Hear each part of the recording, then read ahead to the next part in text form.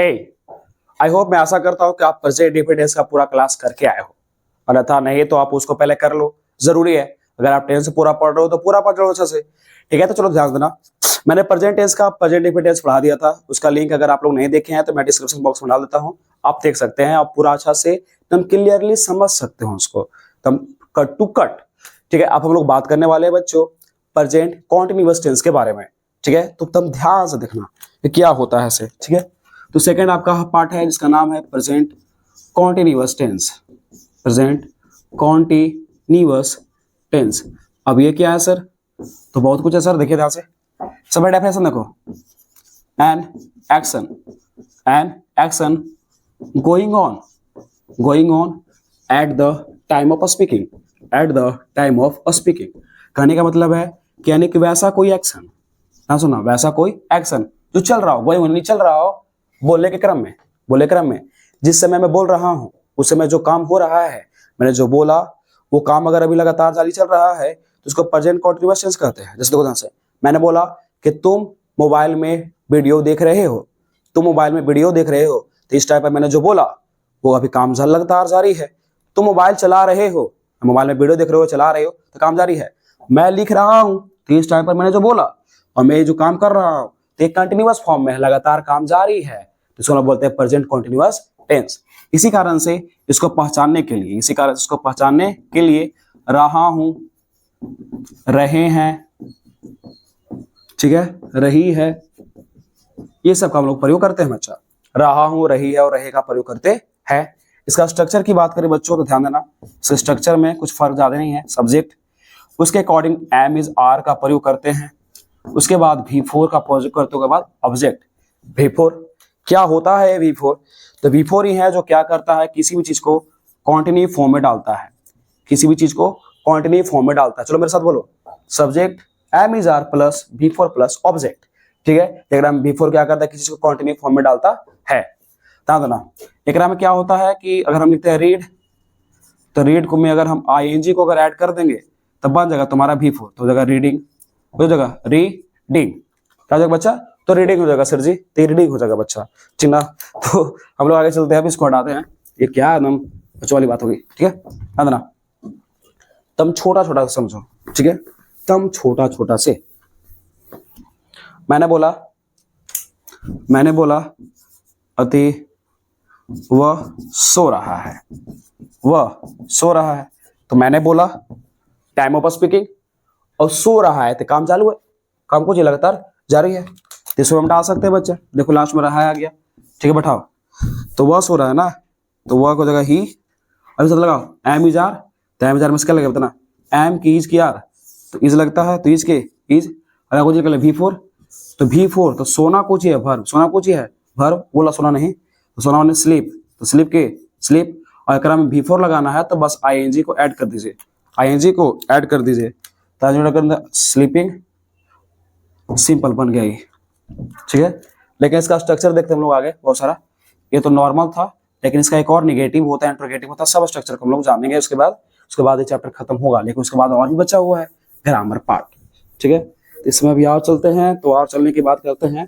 तो एक जो स्ट्रक्चर हो गया था, एक और देखिएगा, पॉजिटिव की बात करें तो पॉजिटिव में आपका आता है सिंपली सा, subject plus am is are, बताया भी बच्चा, plus V4 plus object. Negative की बात करें बच्चा, नेगेटिव होता है subject plus am is are, इसके बाद ही जस्ट लग जाएगा कुछ नॉट, बाद V4 प्लस ऑब्जेक्ट। अगर आपको आता है तो कमेंट सेक्शन में जवाब दे। उसके बाद इंट्रोगेटिव बात करें तो एम इज आर इसके जस्ट आगे हो जाता है बच्चा, तो am is are plus subject plus not plus V4 plus object हो जाएगा, ठीक है। अगर इसके बात करें WH वर्ड की, तो WH वर्ड में कुछ ज्यादा नहीं, WH वर्ड को WH वर्ड पहले लिखते हैं, उसके बाद ये सारा कंटेंट यहाँ पर धरा का धरा रह जाता है, एग्जाम्पल सर, एग्जाम्पल देखो बच्चा, एग्जाम्पल मेन एग्जाम्पल्स होते हैं, देखिए समझ लिखा, देखो मैं नहीं हंस रहा हूँ, सिंपल देखो मेरा सेंटेंस कुछ रखे हैं, मैं नहीं हंस रहा हूँ,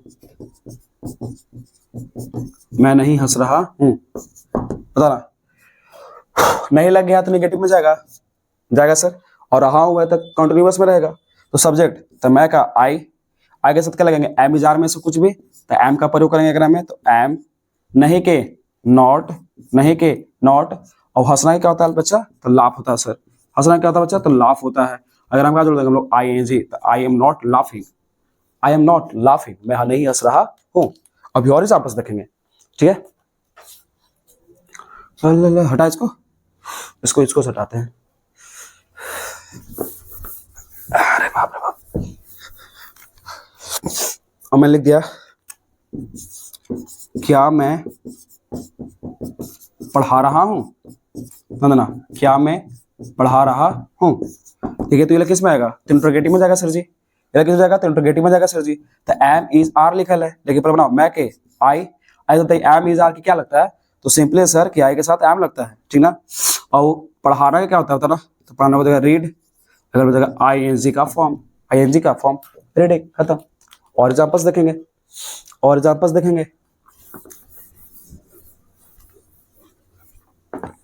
अरे इसको से मिटा दिया, ये तो बहुत खराब है, पूरा पानी पानी कर देता है, तो लिखाता भी नहीं है बोर्ड पर, सॉरी फॉर दैट। एक बात ध्यान दीजिएगा कि आप लोग पूरा टेंस पढ़ रहे हैं तो पूरा पढ़िएगा, प्रेजेंट इंडेफिनिट पूरा पढ़कर ही आइएगा, ऐसा नहीं पढ़ना चाहिए, तो फिर सारा खराब हो जाएगा आपका।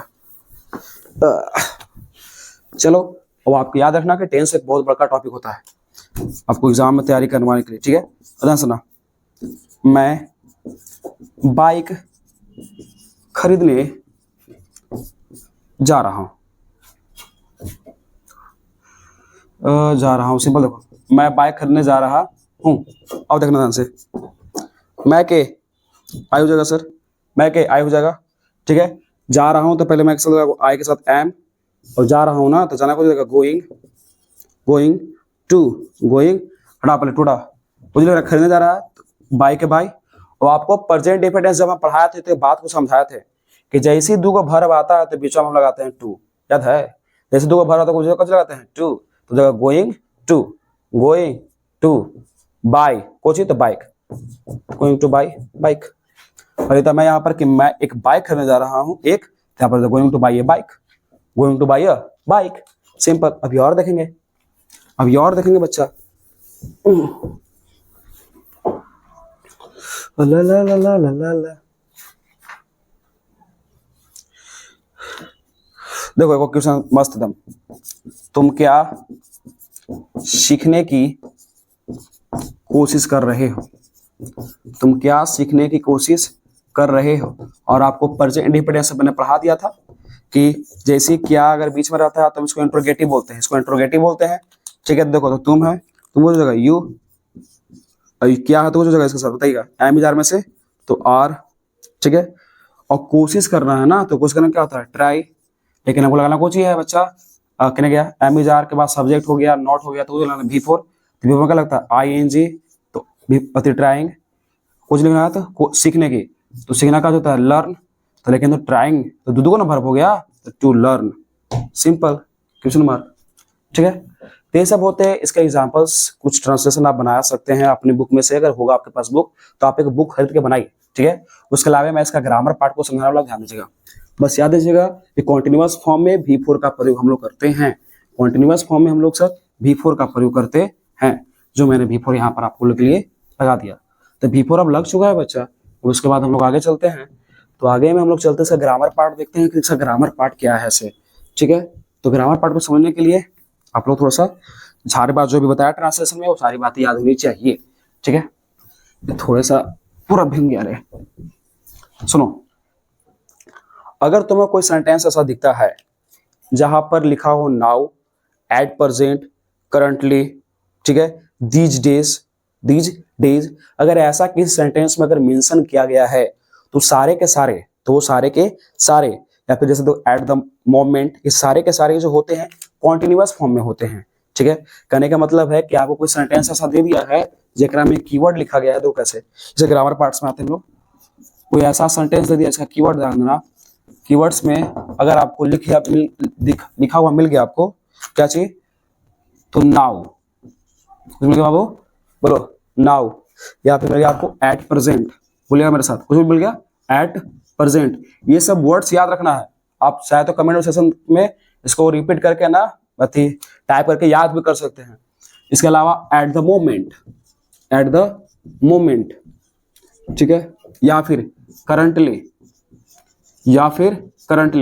अगर इस टाइप का अगर आपको वर्ड्स मिलते हैं करंटली या फिर these days,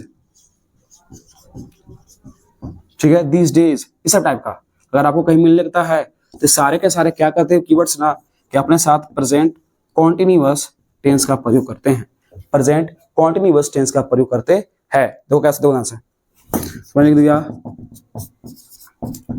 mister Jha is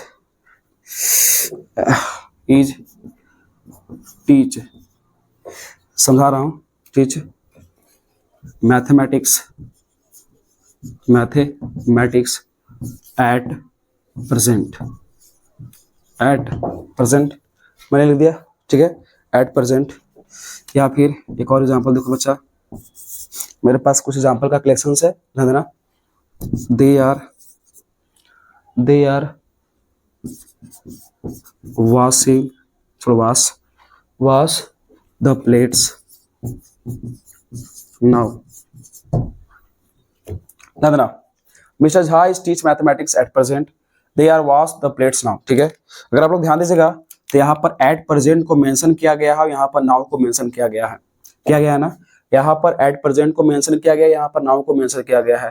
तो जब एट प्रेजेंट को जब यहाँ पर मेंशन कर ही चुका है ना, तो जो इज है ना, तो इज के साथ हम लोग को पता है, हम पढ़ चुके हैं कि एम के साथ सर V4 का प्रयोग करते हैं। इज रहे चाहे आर रहे चाहे एम का प्रयोग रहे, तो एट प्रेजेंट है वो कॉन्टिन्यूअस फॉर्म पढ़ाता है और कॉन्टिन्यूअस में इज के बाद V4 का प्रयोग करते हैं, इसलिए हम आईएनजी को हम लोग लगाएंगे, एक में नाउ लिखल है तो एक क्या करेंगे कि फिर हम लोग उसमें आईएनजी का प्रयोग करेंगे, और जब ऐसे करेंगे ना तब जाकर के सेंटेंस हमको सही होने वाला है।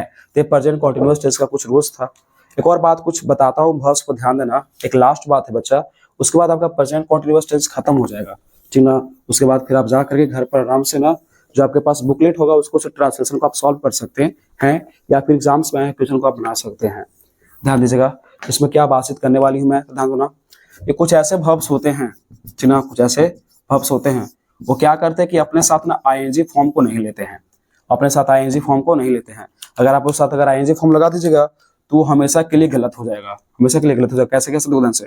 आप लोग नो के बारे में जानते हैं, नो मैंने जानना, तो मैं उसको जान रही हूँ, क्या अजीब नहीं है, मैं उसको जान रही हूँ, तो अगर मैं आईएनजी फॉर्म नहीं लगता, ठीक है। नो हो गया, चाहे सी हो गया, चाहे थिंक हो गया, यानी कि सोचना, थिंक हो गया, चाहे स्मेल हो गया, ठीक है, चाहे टेस्ट हो गया, ठीक ना, ये सब जितने भी सब वर्ब्स हैं, ठीक ना, ये सब जितने भी वर्ब्स हैं, ये सब क्या होता है ना कि मतलब कि अपने साथ ना कभी भी मतलब कि आईएनजी फॉर्म को कंसीडर ये लोग नहीं करता है, ठीक है। या फिर लव हो गया या फिर हेट हो गया, ये सब जो वर्ड्स हैं यानी वर्ब्स हैं, ये सब कभी भी अपने साथ आईएनजी फॉर्म को नहीं लेते हैं। अगर आप लोगों के साथ अगर आईएनजी फॉर्म को लगाते हैं तो हमेशा के लिए गलत हो जाएगा, ठीक है। तो इस बात पर आप गौर कीजिएगा, ठीक है। तो आपका प्रेजेंट कॉन्टिन्यूअस टेंस यहाँ पर खत्म होता है। आई होप आपको अच्छा समझ में आया होगा। आप दोनों लेक्चर्स को अच्छा से देखिएगा, अटेंड कीजिएगा। हम लोग मिलते हैं किसी नेक्स्ट लेक्चर्स में। अभी के लिए बाय बच्चों, लव यू।